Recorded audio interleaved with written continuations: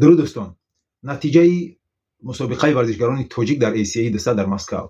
شروع میکنیم از دولتمند چوپانوف. دولتمند چوپانوف راوند اول رو برد، خیلی عالی جنگ کرد و متاسفانه در راوند دوم نمیدونم یا خسته شد یا چی که با طریق نکاوت تکنیکی شکست خورد. دولتمند چوپانوف خیلی جنگاور خوب است، خیلی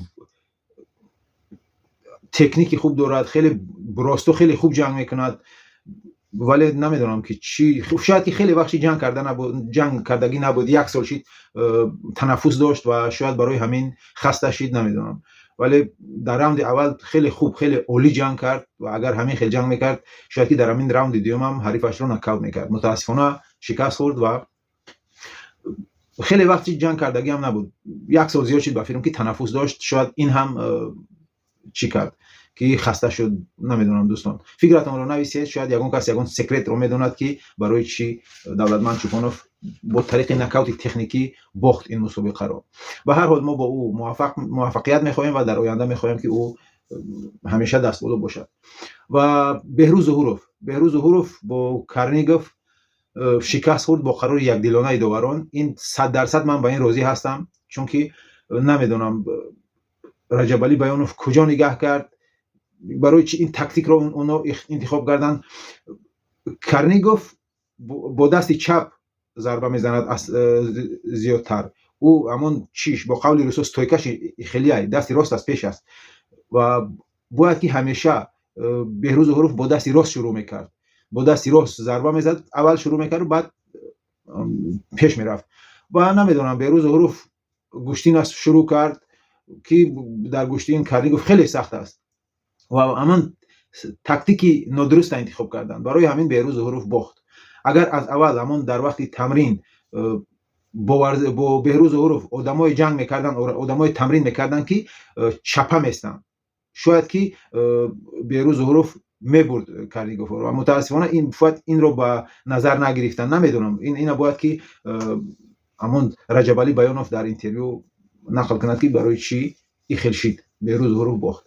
به هر حال با بهروز ظهورov موفقیت میخواهیم و انشالله که او جوان است و جوان 33 ساله هم هست، نمیدونم. به هر حال با او موفقیت میخواهیم و میخواهیم که او همیشه دستبالا باشد. خیلی جنگاوری خوب است، جنگاوری شام هم شدگی بود، جنگاوری سال هم شدگی بود. برای همین ما همیشه با بهروز ظهورov موفقیت میخواهیم و در آینده با او بردباری ها. و اسکندر محمدعلیف تاریخ سازی کرد بگیم میشود. او یکی از بهترین جنگاوران روسیه رو جهان رو هم بگیم میشه. او رو شکست داد، علی باگوف رو شکست داد و خیلی تاکتیک خوب هم انتخاب کرد. نرفت در او جنگ گوشتی نگرفت و از دوری همیشه ضربه میزد و ضربه هاش هم موفق بودند که ما دیدیم که سر روی علی باگوف همش ورم بود از ضربه های اسکندر و اسکندر محمدعلیف خیلی خوب. راوند یکم و دوم رو اسکندر محمدعلیف 100% برد. بعد در از آخری راوند دوم و راوند سوم رو علی باگوف و به هر حال علی باگوف جنگ نکرد، اما گوشتین میگرفت اسکندر رو با پایان میپرتوف و اونقدر چی نبود. اسکندر هم از ته میزد، او هم از بالا میزد. برای که اسکندر محمدعلیف راوند یکم رو 100% برد و راوند دوم رو تا آخرش تا از نیم زیاد چه برد، داورو برای همین اسکندر رو دستبالا کردند و انتخاب کردند که او برد این محاربه رو و فکر میکنم که این هم یک برای اسکندر یک بهترین شانس بود و او این رو انتخاب کرد و دستبالا شد.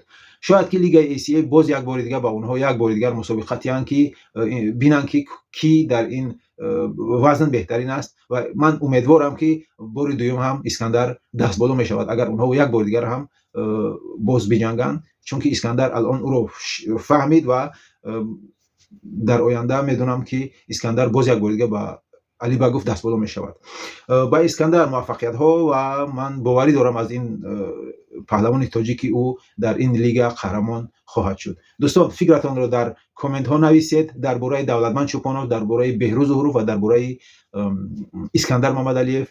و امروز انیس یعقوبوف در ازبکستان می جنگد و فردا سحر موین غفورov در UFC. با اونها هم موفقیت آرزو نمایید و دعا کنید که او هم دستبالا شوند. دوستان در کانال مشتی تاجیکی ابونه شوید. من حتما با شما فردا باز در افیر میبرم و نتیجه جنگ انیس یعقوبوف و موین غفورov رو میگویم. خدا یارو یاورتان باد.